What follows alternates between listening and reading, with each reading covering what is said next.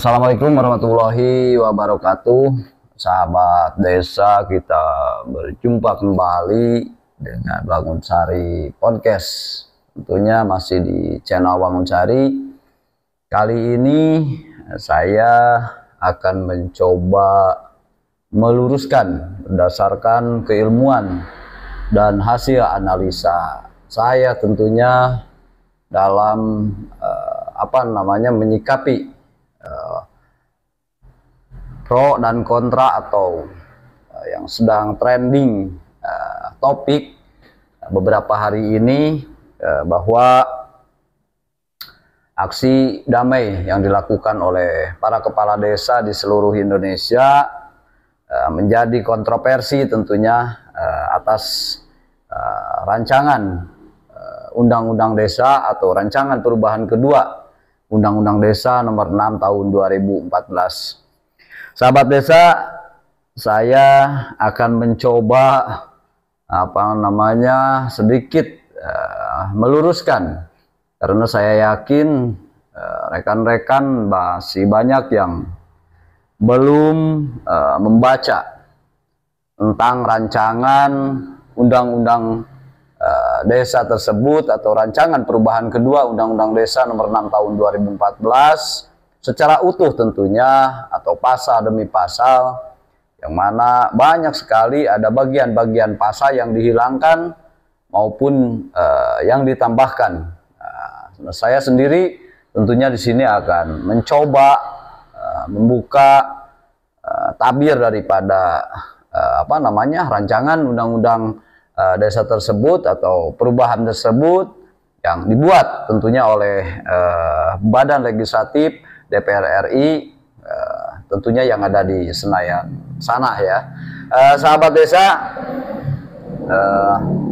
ada beberapa hal yang tentunya harus rekan-rekan pahami, karena membuat rancangan undang-undang desa atau rancangan peraturan itu sama halnya dengan kami yang ada di pemerintahan desa, apalagi kalian yang mungkin pernah menjadi BPD atau yang sedang menjabat Badan Permusyawaratan Desa, bagaimana BPD tersebut menjadi legislasinya pemerintahan desa, yang mana eksekutifnya itu adalah pemerintah desa itu sendiri.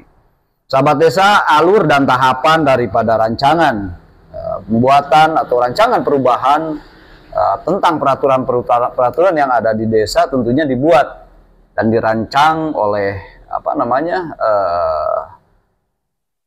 BPD, kalau di Senayan ya oleh DPR RI, bagaimana mereka membuat rancangan perubahan.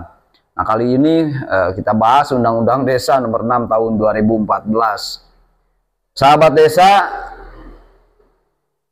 aksi kemarin, kalau saya lihat, kebetulan saya pun turun ikut meliput di sana, ada beberapa hal yang disampaikan atau keinginan dari para kepala desa, diantaranya adalah sudah tertera di dalam Undang-Undang Desa nomor 6 2014 tersebut sebelum direvisi.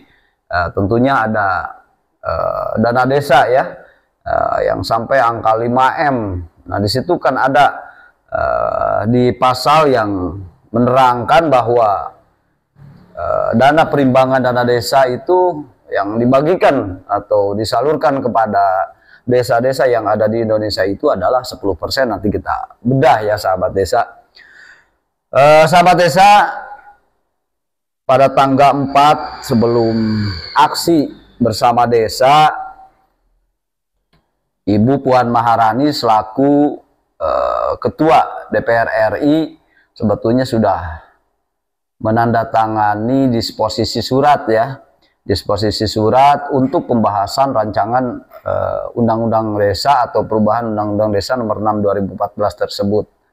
Nah, kemudian pada tanggal 5 para kepala desa turun ke jalan melakukan aksi. Mereka menyampaikan aspirasi tentunya di muka umum, dan itu dilindungi oleh undang-undang ya. Jadi biar seimbang, biar balan obrolan kita ini kita simak sampai tuntas tentunya supaya tidak gagal paham. Mudah-mudahan rekan-rekan di luar sana lebih paham dan sudah mengkaji atau menganalisa daripada rancangan Undang-Undang Perubahan Nomor 6 Tahun 2014 tersebut. Sahabat desa, perlu dipahami bahwa desa di dalam pasal 3 di Undang-Undang Nomor 6 2014, bagaimana di pasal 3 berbunyi pengaturan desa berasaskan rekognisi, kemudian subsidiaritas, keberagaman, kemudian kegotong royongan, kekeluargaan, musyawarah, demokrasi, kemandirian, partisipasi, kesetaraan, pemberdayaan, kemudian keberlanjutan, dan tentunya legalitas. Sahabat desa, itulah desa dibentuk atas dasar tersebut. Bagaimana ada beberapa poin yang saya sampaikan tadi ya, dari rekognisi sampai legalitas daripada desa tersebut. Karena di sana tentunya di Indonesia beragam adat, beragam suku, beragam ras, itu harusnya dielaborasi atau disesuaikan dengan desa-desa yang ada di wilayah masing-masing tentunya yang ada di Indonesia.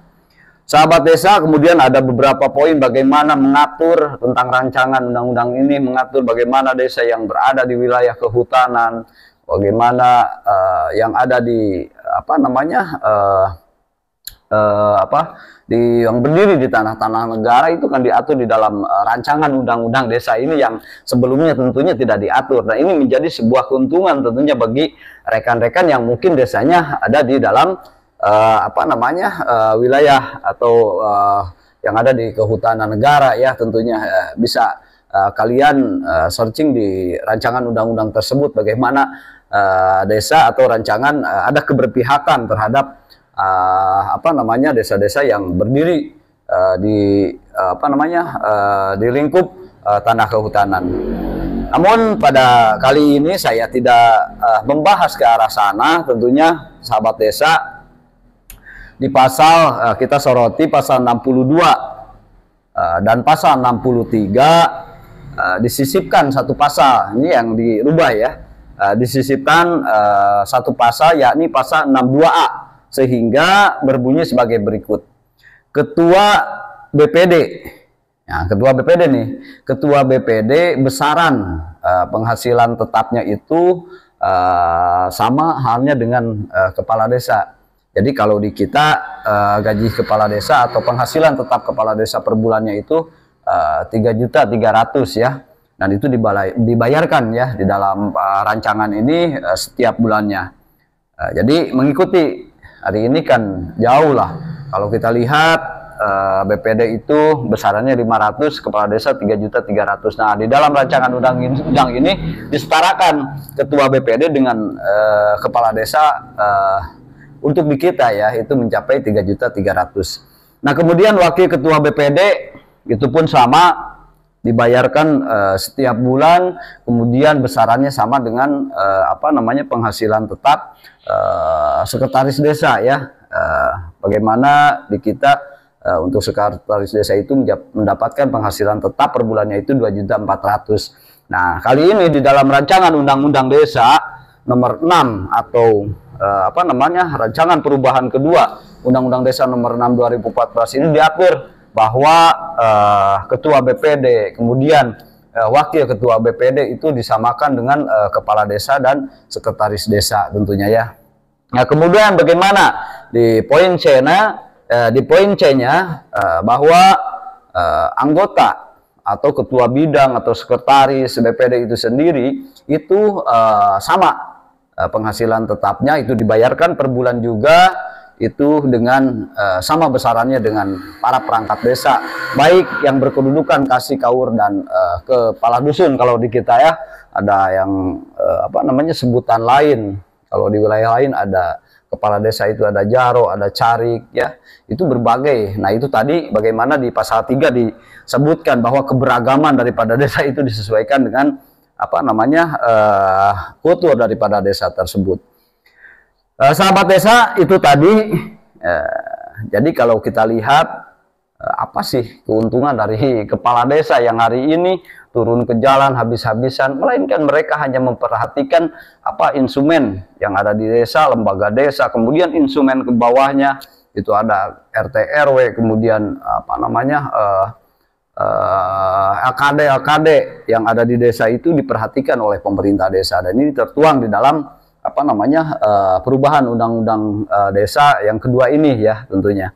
Nah, jadi para kepala desa turun ke jalan itu bukan hanya membawa apa namanya aspirasi yang mereka sampaikan untuk masa jabatan 9 tahun saja, kemudian apa namanya bagaimana para kepala desa meminta apa namanya tambahan dana desa. Nah, itu kan sudah amanat undang-undang desa nomor 6 bahwa desa wajib mendapatkan apa namanya besaran dana desa itu 10% dari APBN tentunya ya.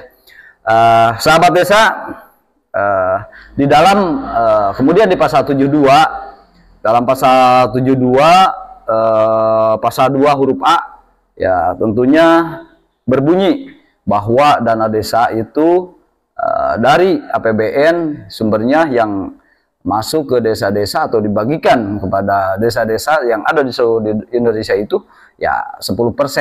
Nah, mungkin sahabat desa kali ini agak sedikit terbuka ya dengan apa namanya analisa saya, dan ini hasil daripada rancangan undang-undang desa. Jadi bukan apa namanya tanpa sebab para kepala desa turun ke jalan, melakukan aksi, menyampaikan aspirasi itu karena mereka apa namanya membaca tentunya ya ada pasal 72 huruf A, di situ ada dana desa itu adalah 10% dari APBN tentunya ya, yang hari ini masih jauh ya, itu kan baru 1 miliar rata-rata desa.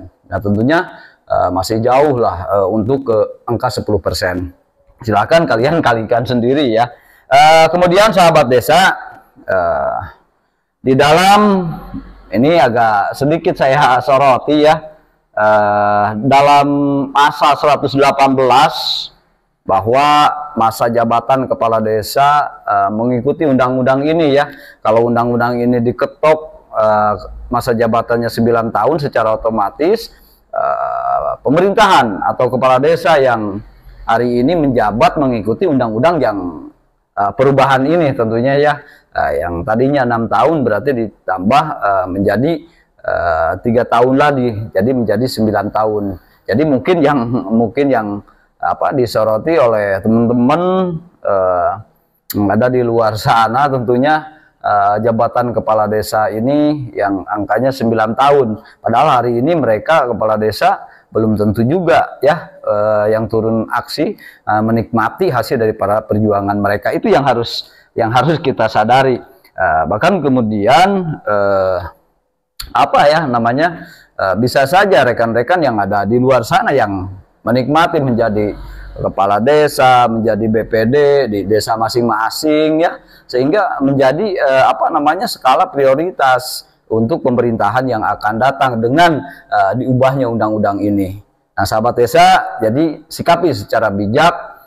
Mungkin kalian yang di sana yang agak sedikit kenceng, tapi tidak apa-apa, yang namanya demokrasi ya. Mungkin saya sampaikan tadi ada beberapa apa namanya masyarakat yang belum tahu tentang isi daripada rancangan undang-undang desa tersebut, kemudian apa saja yang dirubah, apa pasal mana yang dihilangkan. Nah, tadi sudah saya sampaikan tentunya ya, salah satunya adalah apa namanya perpanjangan masa jabatan kepala desa, kemudian apa namanya besaran daripada penghasilan tetap BPD, kemudian anggota BPD ya. Kemudian kita lihat bahwa di pasal 118 ini ada perpanjangan masa jabatan ya.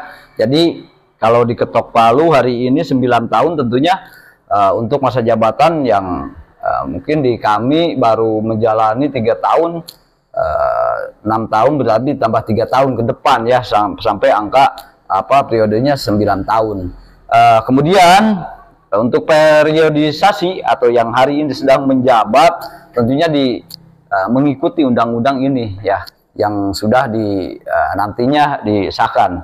Dan kemudian BPD pun sama mengikuti baik nanti untuk ke depan utuh jadi 9 tahun, kemudian di periodisasinya itu mengikuti undang-undang perubahan ini tentunya ya. Sahabat desa, ada di pasal ayat 5 ya, di dalam pasal 118 bahwa perangkat desa yang hari ini masih menjabat itu wajib ya, bahasanya wajib itu menjadi pegawai negeri sipil tentunya ya. Karena kita sama-sama tahu perangkat desa hari ini statusnya tidak jelas ya, apakah statusnya PNS atau P3K atau pegawai negara. Jadi mereka itu, para perangkat desa itu tidak ada kejelasan dan tidak ada yang mengatur tentang perangkat desa. Nah, di dalam pasal ini, di pasal 118 bahwa perangkat desa di ayat 5-nya itu yang sedang menjabat hari ini wajib diangkat menjadi pegawai negeri sipil, dan itu tentunya melalui mekanisme dan tahapan bagaimana mereka melakukan tes and property ya, bagaimana kelengkapan dokumentasi, kemudian secara administrasi mereka memenuhi syarat. Mungkin saja ya hasil daripada tes tersebut mereka bisa lolos, atau banyak juga yang mungkin tidak memenuhi syarat tersebut ya, sahabat desa. Jadi kali ini rekan-rekan sedikit agak cerah, dan mungkin yang hasil analisa saya dari beberapa pasal yang saya soroti yang mungkin hari ini menjadi polemik ya, bagaimana pandangan dari teman-teman di luar sana bahwa kerakusan keinginan, keserakahan, bagaimana kepala desa bisa memperpanjang kekuasaannya.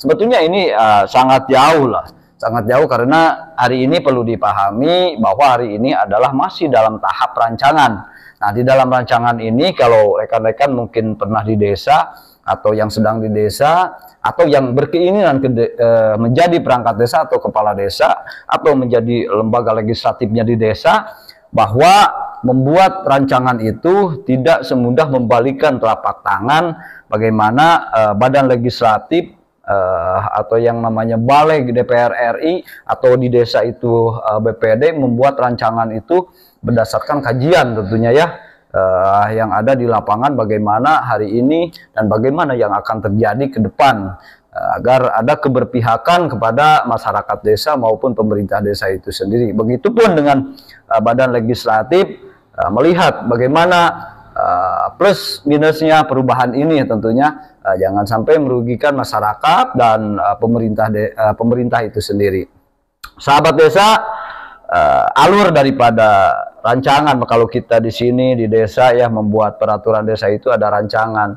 Setelah BPD dan anggota membuat rancangan, kemudian rancangan tersebut ya disampaikan kepada camat tentunya untuk dievaluasi bagaimana kekurangan atau kelebihan dari pasal demi pasal daripada rancangan peraturan desa tersebut. Nah, ini pun sama, bagaimana badan legislatif menyerahkan hasil rancangan perubahan kedua Undang-Undang Desa Nomor 6 2014 ini tentang desa, tentunya disampaikan kepada pemerintah, dan pemerintah sudah mengkaji itu plus minusnya. Kemudian pemerintah sudah menginventarisir masalah daripada yang akan terjadi ya. Kemudian ada pasal yang ditambahkan, ada direvisi, kemudian ada yang dihilangkan. Itu ada tambahan-tambahan atau koreksi daripada tim yang evaluasi daripada pemerintah, tentunya daripada pemerintah ya, di dalam menganalisa daripada rancangan undang-undang tersebut. Kemudian pemerintah menginventarisir masalah daripada yang akan terjadi dari efek daripada undang-undang perubahan undang-undang desa tersebut ke depan tentunya ya. Yang jelas apa yang diinginkan oleh para kepala desa, ada sedikit atau secerca harapan ke depan bagaimana amanat Undang-Undang Nomor 6 desa mendapatkan 10% dari APBN, kemudian masa jabatan 9 tahun, kemudian perangkat desa mungkin rekan-rekan yang masuk ke sini nantinya ikut menikmati apa yang diperjuangkan oleh para kepala desa hari ini. Jadi kita mencoba untuk berpikiran positif, dan kali ini kita kaji bagaimana kalian bisa mengkaji sendiri tentang rancangan undang-undang perubahan Undang-Undang Nomor 6 2014 tentang desa.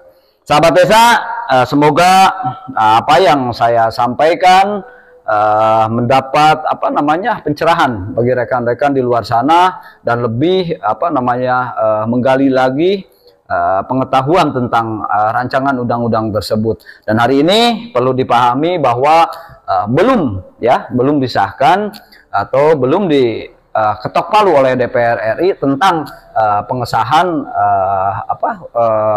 perubahan kedua Undang-Undang Desa Nomor 6 tahun 2014. Jadi jangan terlalu khawatir, karena Baleg dan pemerintah sudah mengkaji berulang-ulang, sangat panjang sekali ya. Kemudian kemarin kita tahu bahwa sekitar 2 bulan itu didiamkan, dan kemudian hari ini para kepala desa menagih daripada janji-janji yang sudah mungkin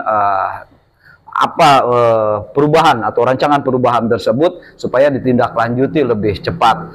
Sahabat desa, entah kapan, entah 2023 Desember, entah Januari 2023 atau 24 atau kapan ya, yang jelas ini hanya baru rancangan perubahan kedua Undang-Undang Desa Nomor 6 tahun 2014 tentang desa. Jadi apapun yang terjadi, kita sama-sama mengikuti, karena semua warga negara di mata hukum itu memiliki hak yang sama.